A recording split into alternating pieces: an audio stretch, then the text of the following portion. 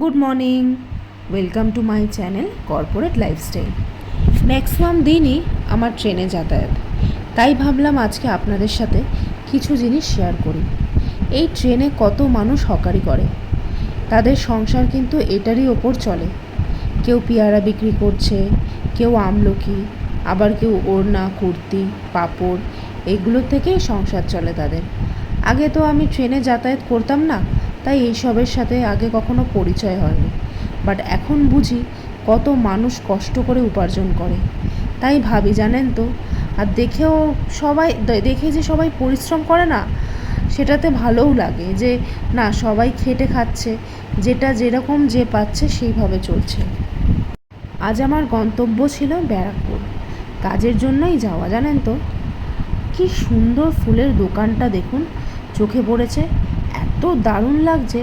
আর ওই যে দূরে দেখতে পেলেন, ওটা কি জানেন তো? হ্যাঁ, ফেমাস দাদা বৌদির বিরিয়ানি।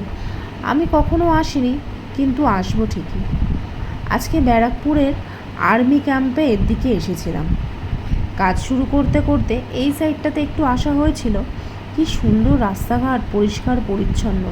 আর এখানে না 2-3টে স্কুল ছিল, আমার নামটা অতটা খেয়াল নেই।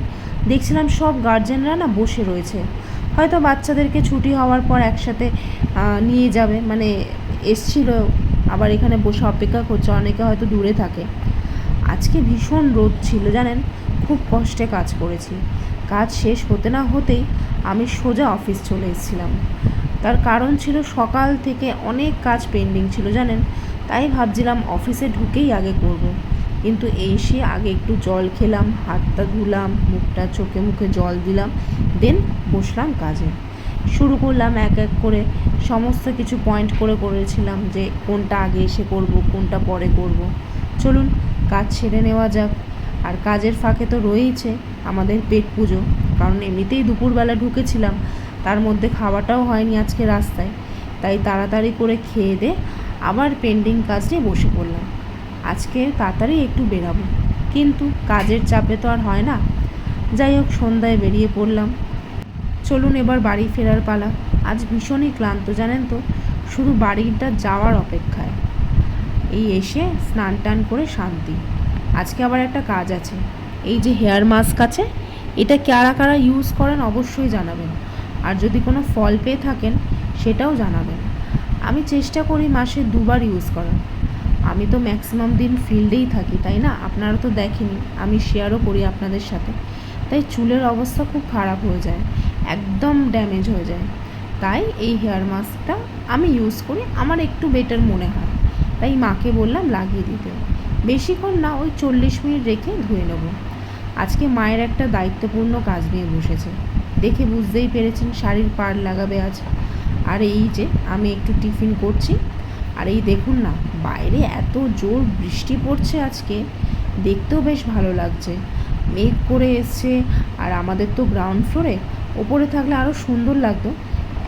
তাও খারাপ লাগে না, হাওয়া আসে, দেখতেও ভারী ভালো লাগে। আমি তোমার নিচে নাম্বার দিয়ে দেবো, কেউ যদি শাড়ির পাড় লাগাতে চায় তাহলে যোগাযোগ করতে পারো। করে দেবে তো? তোমার রেটটা কত বলে দাও। 50 টাকা? হ্যাঁ, 65 টাকা। আচ্ছা, আমি তোমার নাম্বার দিয়ে দেবো।